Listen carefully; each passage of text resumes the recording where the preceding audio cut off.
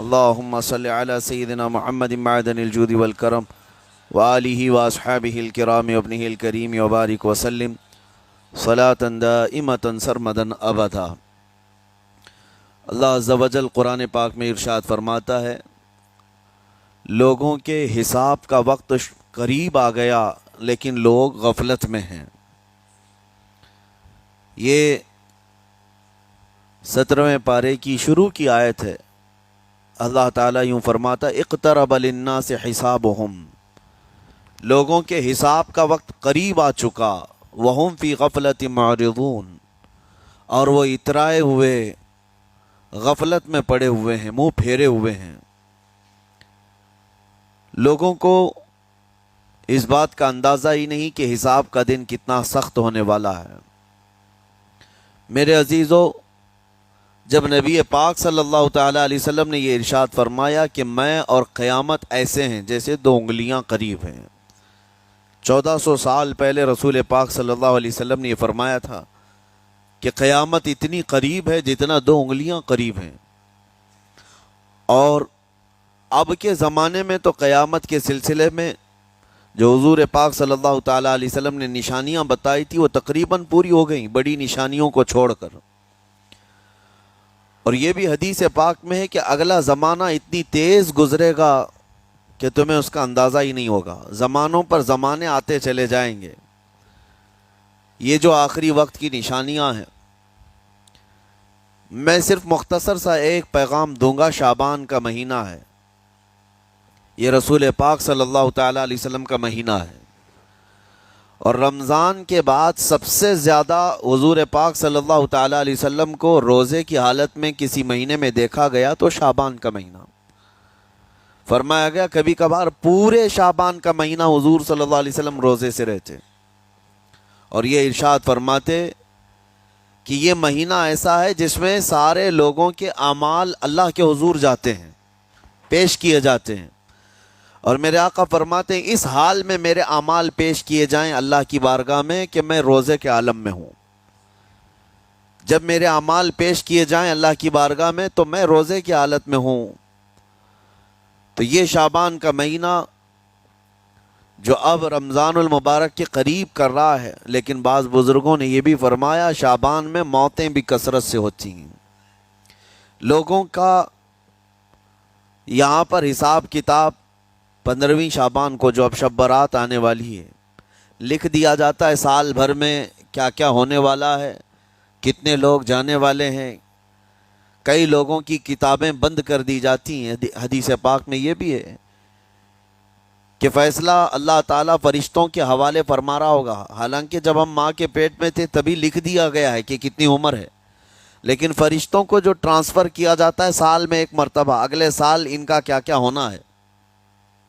اور حدیث میں ہے کسی کے متعلق فرشتوں کو یہ کہا جا رہا ہوگا کہ فلاں 1 مہینے بعد، 2 مہینے بعد، 1.5 مہینے کے بعد اس کی فلاں وجہ سے موت آئے گی، لیکن وہ بندہ شادی کی تیاری کر رہا ہوگا، وہ بندہ جس کے موت کا آرڈر جاری ہو چکا ہے، فرشتے لے چکے ہیں، وہ اپنے کاروبار کے اور اپنے گھر بار کے بنانے میں مصروف ہوگا، اسے اندازہ تک نہیں ہوگا کہ شعبان کے اس مہینے میں اس کی موت کا پروانہ نکل چکا ہے۔ اسی لیے میں عرض کر رہا ہوں قرآن کی آیت اقترب للناس حسابهم وهم فی غفلۃ معرضون۔ اللہ فرماتا ہے لوگوں کا حساب بہت قریب آ چکا جبکہ وہ غفلت میں پڑے ہوئے ہیں۔ اب جس زمانے میں آپ زندگی گزار رہے ہیں یہ اتنی تیزی سے آپ کے اوپر سے گزر جائے گا کہ آپ کو احساس تک نہ ہوگا۔ بلکہ ایک حدیث کا مفہوم یہ بھی ہے کہ جوان بوڑھے نظر آنے لگیں گے اور بچے جوان نظر آنے لگیں گے۔ وہ دور آئے آج، بچے تو ہمارے جوان ہو ہی چکے ہیں، جو 6 سال کے بچے ہیں، 5 سال کے بچے ہیں، جن کو حقیقت میں بچہ کہا جاتا تھا، اب کے زمانے میں وہ بچے ہی نہیں رہ گئے ہیں۔ 8 سال کے بچے وہ بچے ہی نہیں رہ گئے۔ ساری اسکولوں کے حالات ہمارے پاس آئے دن نئی نئی خبریں آتی ہیں۔ 3ری جماعت کا، 4تھی کلاس کا بچہ خطرناک قسم کے نشوں میں مبتلا ہے جو بڑے بڑے جوان بھی نہیں کیا کرتے تھے۔ تو بچہ کہاں رہا؟ حضور پاک صلی اللہ تعالی علیہ وسلم نے فرمایا تھا بچے جوان لگیں گے اور جوان بوڑھے، اور جوانوں کی حالت یہ ہے کہ سارے مزے اپنے بچپن میں اتنے کر لیے کہ جوانی میں طاقت ہی ختم ہو گئی۔ 25 سال کی عمر میں ایسے لگتے ہیں جیسے کہ بوڑھاپا آ گیا، کمزوریاں آ گئیں۔ 30 سال پہلے کے دور میں 40 سال کو بھی جوانی کہا جاتا تھا، اب کے دور میں 40 سال تو بڑھاپا ہو گیا۔ 30 سال کی عمر کے بعد آج کے نوجوانوں کے جواب دینے لگ جاتے ہیں۔ اس کی وجہ یہ ہے کہ بچپن میں اپنے آپ کو برباد کر لیا، بچپن میں اپنے آپ کو ختم کر لیا۔ تو جو بچپنا تھا اس کو جوانی میں بتا دیا، اور جو جوانی ہے وہ بڑھاپے میں۔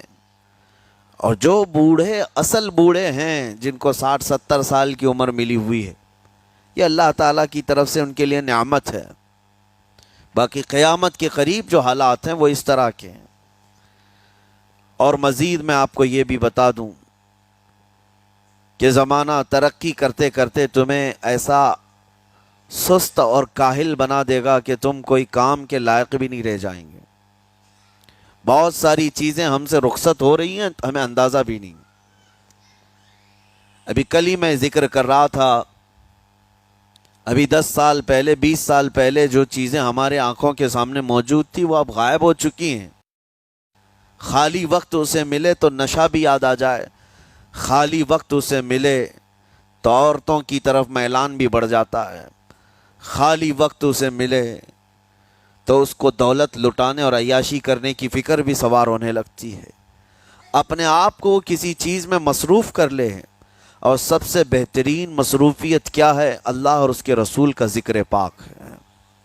یہ سب سے بہترین مصروفیت ہے کہ تم نے اپنے آپ کو اس میں مصروف کر رکھا تو اللہ تعالیٰ دنیا کی تمام مصروفیتوں سے تمہیں آزاد کر دے گا، برائیوں سے آزاد کر دے گا۔ قرآن میں رب تعالیٰ فرماتا ہے وَقَالُوا حَسْبُنَا اللَّهُ وَنِعْمَ الْوَكِيلُ، جنہوں نے یہ کہا ہمارا رب ہمارے لیے کافی ہے، ہمارا اللہ ہمارے لیے کافی ہے، اور کیا ہی بہترین مددگار ہے، کیا ہی بہترین وکیل ہے جس نے یہ کہا۔ اللہ فرماتا ہے اس کے فوراً بعد آیت آئی ہے فَانْقَلَبُوا بِنِعْمَةٍ مِّنَ اللَّهِ وَفَضْلٍ لَمْ يَمْسَسْهُمْ سُوءٌ، اللہ ان لوگوں کو اپنی خاص نعمتوں میں لے جائے گا، ایسی جگہ جہاں کوئی برائی انہیں چھو بھی نہ سکے گی۔ جنہوں نے اللہ کی بارگاہ میں یہ کہا حسبنا اللہ ونعم الوکیل، آگے بھی ہے دوسری آیت ہے نعم المولا ونعم النصیر، جس نے یہ کہا اللہ فرماتا ہے ان بندوں کو اللہ اپنی خاص نعمتوں میں لے جائے گا اور فضل میں لے جائے گا، ایسی جگہ لم یمسسہم سوء، جہاں انہیں کوئی برائی چھو بھی نہ سکے گی، کوئی برائی نہ آ سکے گی۔ اسی لیے کثرت سے اپنے آپ کو مصروف رکھو۔ یہ جو محافل ہماری ہو رہی ہیں اللہ کرے کہ ہمیشہ قائم رہیں۔ ہم ہفتے میں 1 مرتبہ ذکر کی مجلس میں آتے ہیں اپنے دل کو اللہ تعالیٰ کی یاد سے معمور کرنے کے لیے۔ ویسے کھانا تو دن میں 3 مرتبہ اور کوئی تو 5 مرتبہ کھاتے ہیں۔ اپنے جسم کا بھرپور خیال رکھا جاتا ہے، ہماری روح کے خیال کے لیے ان مجلسوں میں آنا ضروری ہے۔ یہ مجلسوں کی پابندیاں، اور اگر آپ اس کو ہی یہ سمجھ کر نہ چلیں کہ ہم نے ایک بار ہفتے میں ذکر کر لیا تو اب کافی ہے۔ ہماری گاڑی بھی جو ہے پیٹرول بار بار مانگتی ہے، اس کو جس طرح سے چلاتے ہیں اس طرح سے اس کی خواہش بھی ہے۔ روزانہ گاڑی کو اگر کہیں کھڑی کر رکھیں تو زیادہ پیٹرول نہیں لگے گا، لیکن چلتی رہے تو بار بار پیٹرول کی ضرورت ہے۔ ہم میں سے ابھی کوئی ایسا نہیں ہے جو بستر پر پڑا ہوا ہے، ہر کوئی چل رہا ہے، پھر رہا ہے، دنیا میں مصروف ہے۔ تم اپنے کھانے پانے بھی کر رہے ہو، لوگوں سے ملاقات بھی کر رہے ہو، اس کا مطلب ہے تمہاری گاڑی چل رہی ہے اور اس کو پیٹرول بار بار چاہیے۔ اور یہی جو ایندھن ہے، یہ پیٹرول ہے، اس کا کام یہ اللہ تعالیٰ کا ذکر کرتا ہے۔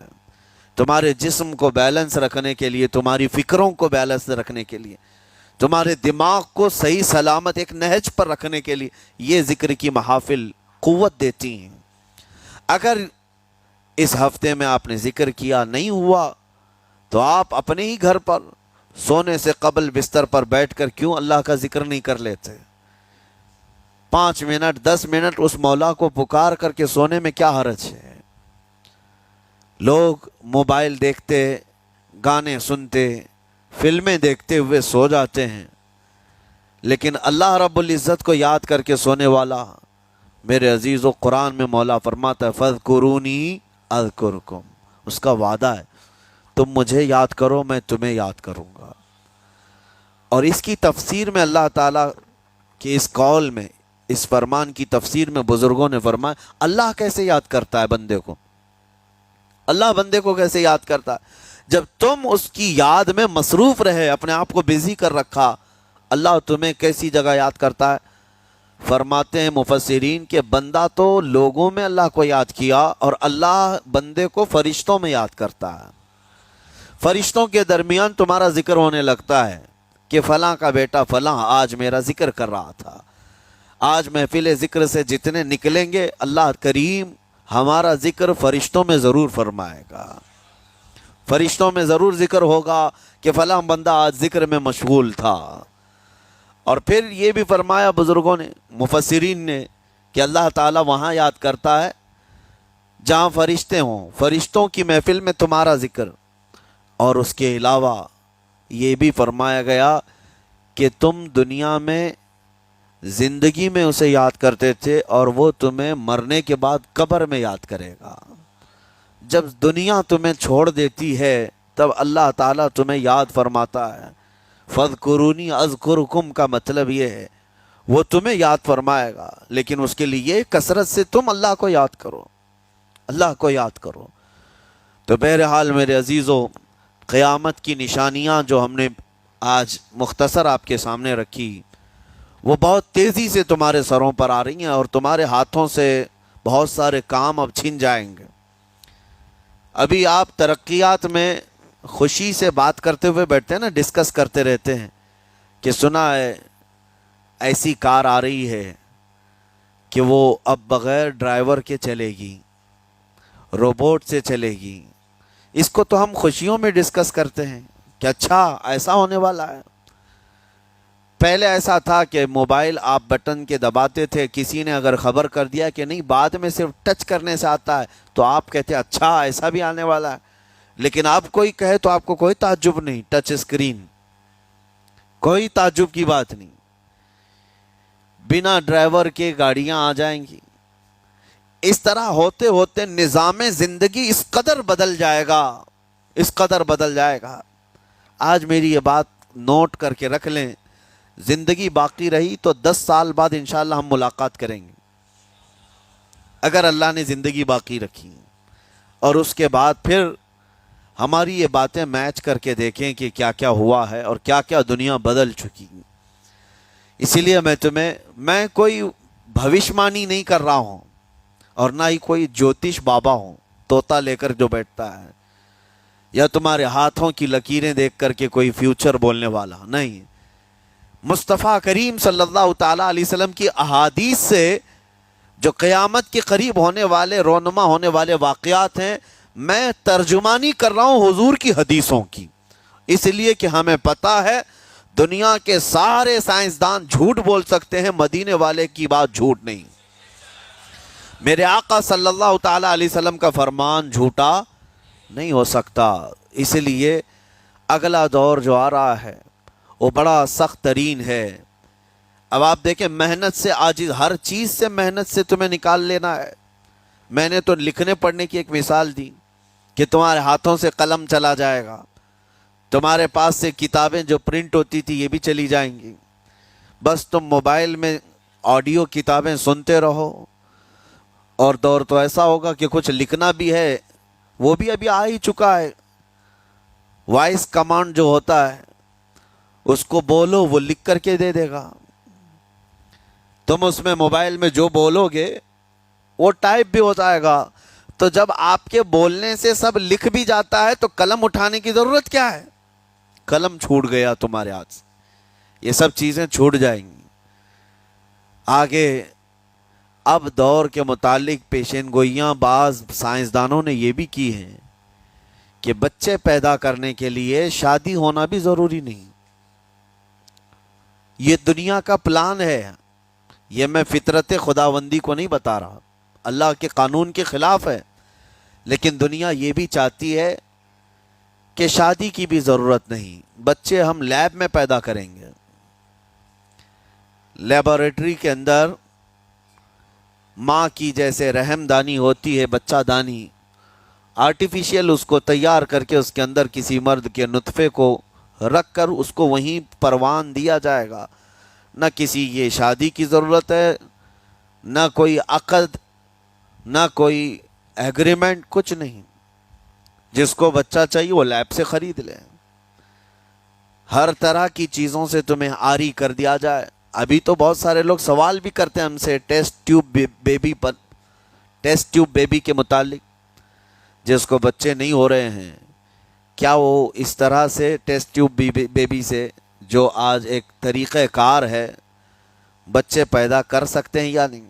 اس کے کئی طریقے ہیں سائنس میں، کہ اسی مرد کا نطفہ اسی کی عورت میں رکھ کر کے اس کو پروان دیا جائے، اور بعض دوسرے طریقے کہ کسی دوسرے کا لا کر اس کی عورت میں رکھ دیا جائے. یہ تو سراسر حرام ہے، زنا ہے.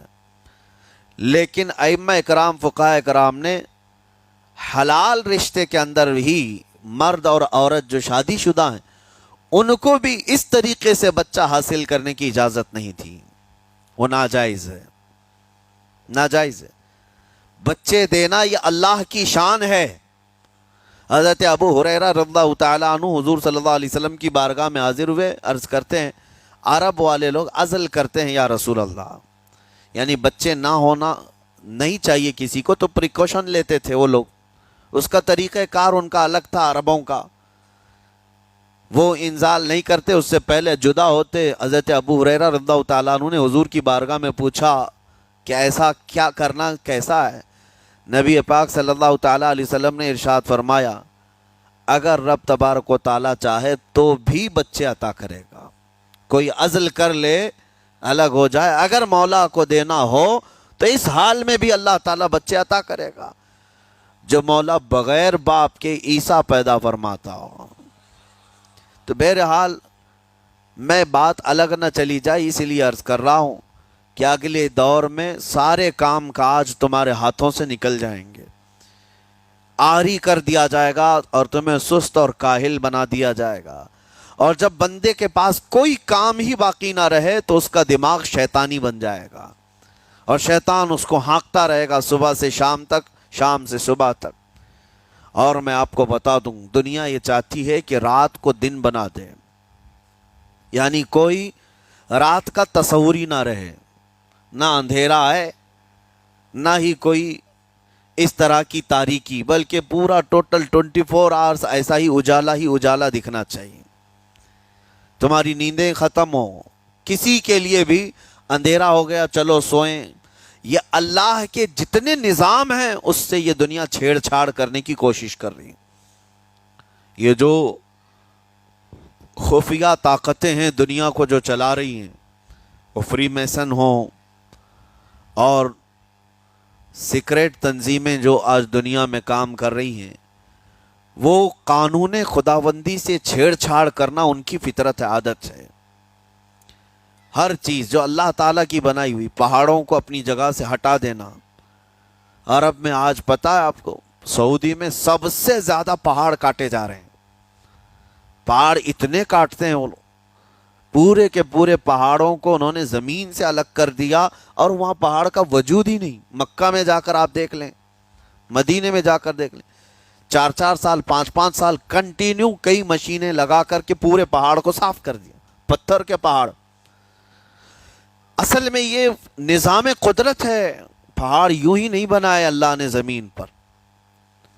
والجبال اوتادا، یہ میخ بنا کر کے اس میں گاڑ دیے گئے تاکہ زمین ہلنے نہ پائے. زمین پانی پر ہے، اور جب پہاڑوں سے چھیڑ چھاڑ کیا جائے گا زمینوں میں زلزلے آئیں گے، ادھر سے ادھر زمین ہل جائے گی. اور تو اور انہوں نے اپنی ٹیکنالوجی کو بڑھاتے بڑھاتے قانون خداوندی میں چھیڑ چھاڑ کے لیے کیا نہیں کیا، انہوں نے جعلی اور آرٹیفیشل ارتھ کویک لانے کی کوششیں کی، مصنوعی زلزلے، مصنوعی بارش ہوتی نہیں، لیکن پورے کلاؤڈ کو جمع کر کے، بادلوں کو جمع کر کے ایک جگہ، اور پھر اس کو کیمیکل کے ذریعے سے پانی برسا دیا جائے۔ لوگوں کو لگتا ہے کہ ابر چھا گیا اور پانی آنے لگ گیا، یعنی بارش بھی مصنوعی برسائی جائے، ہوائیں بھی مصنوعی چلائی جائیں، پہاڑ بھی کاٹ دیے جائیں، جعلی زلزلے لائے جائیں۔ سونامی کو بھی لانے کی ترکیبیں ان لوگوں نے سوچی کہ زیر زمین جو لاوا ہوتا ہے اس کے اندر دھماکہ کر دیا جائے تاکہ پانی کی موجیں بے قابو ہو کر بہت زیادہ لہریں اٹھ جائیں اور دنیا میں تباہی مچائیں۔ بیماریاں اللہ کی طرف سے آتی ہیں، لیکن بیماریاں یہ لیب میں بنانے کی کوشش کرتے ہیں کہ وائرس بنائے جائے اور لوگوں کے درمیان چھوڑ دیے جائیں، جس کو آج دنیا کی بڑی طاقتیں بایو ویپن کا کہتی ہیں، یعنی ہتھیار صرف گولہ بارود بندوق اور میزائل ہی نہیں ہیں، ہتھیار یہ وائرس بھی ہیں، کیمیکل بھی ہے، دوائیوں کی شکل میں۔ یہ برسوں سے یہ تنظیمیں اس بات پر کام کر رہی ہیں، حتیٰ کہ یہ نظام قدرت کو، نظام خداوندی کو پورے اکثر بدلنے کے لیے انہوں نے مردوں کو عورت بنانا، عورتوں کو مرد بنانے کی بھی مہم چھیڑ رکھی ہے۔ ٹرانسجینڈر، ان سب کو خاص قانونی حق دیا جائے گا، اور مرضی سے آدمی اپنے جینڈر کو، اپنی جنس کو چینج کروا لے۔ یہ قانون خداوندی میں چھیڑ چھاڑ ہے نہیں، اور انسان کو جس کام کے لیے پیدا کیا گیا تھا اس کام سے اس کو عاری کر دیا جائے، کاہل بنا دیا جائے۔ اسی لیے دیکھیں، وہ رحمان مولا چاہے تو تمہیں گھر میں بٹھا کر خوب رزق دے، وہ غفار ہے جو چونٹیوں کو اپنے سوراخ میں رزق دیتا ہے، مچھلیوں کو پانی کے اندر رزق دیتا ہے، وہ اشرف المخلوقات کو کیوں نہیں کھلائے گا؟ لیکن اس کا حکم یہ ہے، اذا قضیت الصلاۃ فانتشروا فی الارض، جب نماز پڑھ لو تو زمین میں پھیل جاؤ اور اللہ کا رزق ڈھونڈو۔ یہ نہیں کہ گھر میں بیٹھ کر کے تم پکارتے رہو رزق آ جا، رزق آ جا، رزق آ جا، یہ نہیں ہے۔ تمہیں کیوں؟ تم کاہل اور سست نہ بنو، تمہیں فرمائے گا ہاتھ پیر چلاؤ۔ نبی پاک صلی اللہ تعالی علیہ وسلم نے ارشاد فرمایا، دنیا کا سب سے بہترین رزق وہ ہے جو اپنے ہاتھوں کی کمائی، محنت سے۔ اور حضور فرماتے ہیں اللہ کے نبی داؤد علیہ السلام لوہے کا کام کرتے اور خود اپنے ہاتھوں سے لوہے کو تپا کر کے نقش بناتے، اور لوہے کی زرہ جو جنگوں میں پہنی جاتی یہ بنا کر کے بیچتے تھے، اور اس کی آمدنی سے حضرت داؤد علیہ السلام اپنا گھر چلاتے تھے۔ حضرت ادریس علیہ السلام کپڑے سلتے تھے، درزی کا کام کرتے اور اپنا گھر چلاتے۔ حضرت ابراہیم علیہ السلام گھر بنانے کا کام کرتے رہے۔ اسی لیے نبی پاک صلی اللہ تعالیٰ علیہ وسلم نے فرمایا اللہ کے سارے نبی اپنے ہاتھوں کی کمائی کھایا کرتے تھے، کوئی گھر بیٹھ کر کے نہیں۔ جو لوگوں کو آج یہ شوق ہے کہ بس کسی کو جائیداد میں کچھ پراپرٹی ملی تو کرائے پر چڑھا دو اور کرایہ کھاتے رہو، کیوں محنت کرنا ہے؟ کوئی کام کیوں کرنا ہے؟ میں یہ نہیں کہتا کہ کرایہ مت کھاؤ کرایہ، لیکن اپنے جسم کو ایسا کاہل اور سست بناؤ گے تو یہ شیطان کی آماجگاہ بن جائے گا دماغ، اور اتنے گناہ کرنے لگ جاؤ گے کہ تمہارے کنٹرول میں نہیں رہے گا۔ تم اس کو جتنا خالی اور سست چھوڑو گے، یا آلریڈی جو سائنسدانوں نے چوہوں پر ایکسپیریمنٹ کر کے جو دیکھا، اکثر ایسا ہوتا ہے کہ چوہوں پر جو تجربہ کیا جاتا ہے انسان کے فطرت سے بہت زیادہ میل کھاتا ہے چوہوں کی طبیعت۔ اسی لیے آپریشن تھیٹر میں بھی سکھانے کے لیے چوہے اور مینڈک کا استعمال ہوتا ہے۔ دوائیاں بھی جو سب سے پہلے بنتی ہیں وہ چوہوں کو کھلا کر دیکھی جاتی ہیں۔ انسان کی طبیعت زیادہ اس سے میل کھاتی ہے، تو جو چوہوں کو ساری سہولیات دے دی گئی تھی تو وہ آپس میں شہوت میں مبتلا ہو گئے اور ایک دوسرے کا قتل کرنے لگے۔ یہی حال انسانوں کا بھی ہوگا جب ان کو ساری سہولیات ایک جگہ مل جائیں گی تو یہ ایک دوسرے کا قتل شروع کر دیں گے، یہ کثرت سے گناہ کرنے لگیں گے اور ایک دوسرے کا قتل کریں گے۔ اسی لیے آپ کو میں جو بات کہہ رہا تھا وہ ادھوری رہ گئی۔ وہ رب تبارک و تعالی چاہے تو گھر بیٹھا کر تمہیں کھلائے، لیکن آپ مجھے یہ بتاؤ، یہ جو مسجد میں بلاتا ہے تمہیں رب تعالی 5 وقت، فجر میں، ظہر میں، عصر میں، مغرب میں، عشاء میں، اور ہر ایک میں تمہیں اپنی پیشانی زمین پر رکھنی ہے، ہاں ایک مخصوص طریقہ ہے، کیوں؟ اللہ کریم کیا تمہارے ان اعمال کا محتاج ہے؟ محتاج ہے رب تعالی کہ تم جتنے سجدے کرو گے اس کا پاور بڑھے گا، اس کی طاقت بڑھے گی، تمہاری عبادتوں سے اس کے خزانے بڑھیں گے؟ کچھ نہیں ہونا ہے، وہ بے نیاز ہے، اللہ الصمد، وہ بے نیاز ہے۔ لیکن تمہیں یہ جو پریکٹس کرائی جاتی ہے وہ اسی لیے کہ تم سست اور کاہل نہ بنو۔ کسی گاڑی کو زیادہ دن گیریج میں رکھ دیا جائے، چاہے وہ نئی کیوں نہ ہو، زنگ لگ جاتا ہے اور اس کے بعد پھر اس کے اندر خرابیاں شروع ہو جاتی ہیں۔ انسان اپنے آپ کو اسی طرح کاہل رکھ دے، سست رکھ دے، تو پھر اس کے اندر بھی عجب عجب قسم کی بیماریاں، وہ گناہوں کی بیماریاں بھی شروع ہوتی ہیں اور جسمانی بیماریاں بھی شروع ہوتی ہیں۔ اسی لیے تمہیں 5 وقت یہ پریکٹس بھی کرائی جاتی ہے کہ نمازیں پڑھتے رہو، اپنے آپ کو بزی رکھو، تم بار بار پیشانی زمین پر جھکاؤ اور اٹھاؤ، جھکاؤ اٹھاؤ۔ یہ پریکٹس اسی لیے کرائی جاتی ہے کہ تمہارا جسم سست اور کاہل نہ رہے۔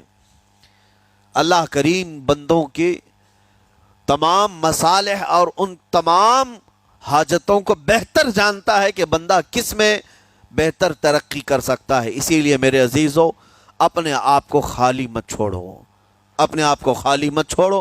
اور وقت ہمارے پاس اتنا کم ہے کہ حساب دینے کے وقت ہمیں سب کو پتہ چل جائے گا قیامت کے دن۔